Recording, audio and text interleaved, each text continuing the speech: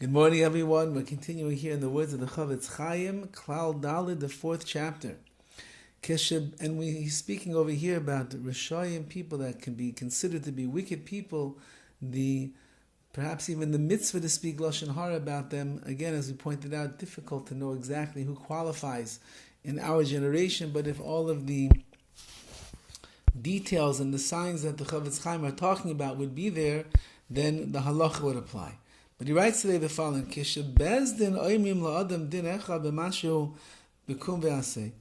the court, a bezdin, this is a Jewish court, instructs somebody to carry out a certain thing, whether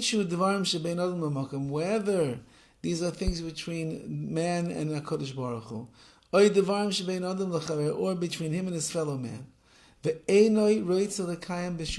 this person that they are instructing does not want to fulfill the court's requests. He doesn't even have a justification of why he's refusing to do it. In that case, a person is going against what the Bezdin says. You're allowed to tell over the genus, the negative information about him. You can even write down this fellow's refusal and his disgraceful conduct in a book of public records that's going to last forever and ever. Anybody can open up this book of the ledger of the town, and they'll see that in the year 2024, so Reuven did X, Y, and Z and refused to listen to the Bezdin. Now this would be a case we have, unfortunately, in Klal Yisrael. There's something called an aguna. An aguna means when a husband and a wife are married and the marriage dissolves and the wife would like to receive a get, which means a writ of divorce, and the husband, if he's a cruel person, for one reason or another, he refuses to give his wife a get, and she remains what's called an aguna, which means she's not allowed to go and get married. She's stuck. Because until she gets divorced from the first husband, she cannot go and marry somebody else. And there are men who are ma'agin, they cause their wives to be in such a situation, and they're very wicked in the way that they do it, and very ruthless and spiteful, how they try to get back at their wife for whatever emotional distress they're in, and they will not give her a get. Now, in these cases, the Bezdin takes matters into their own hands. They stage public protest against the man.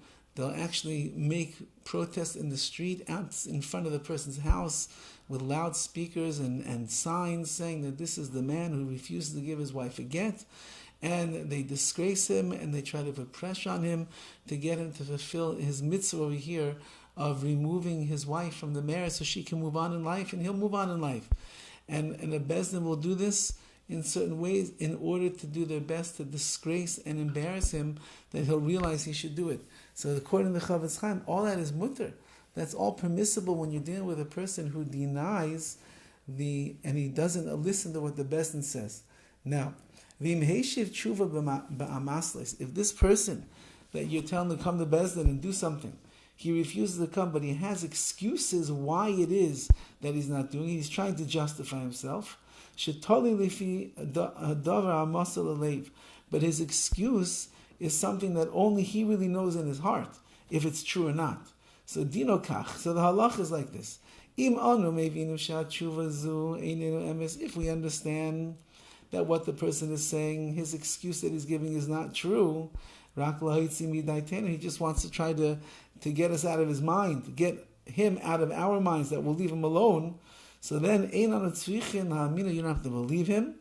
And we are allowed to continue speaking negatively about him because he's not listening to Bezdin. Even to write it in the book, like we said before, you could do that too.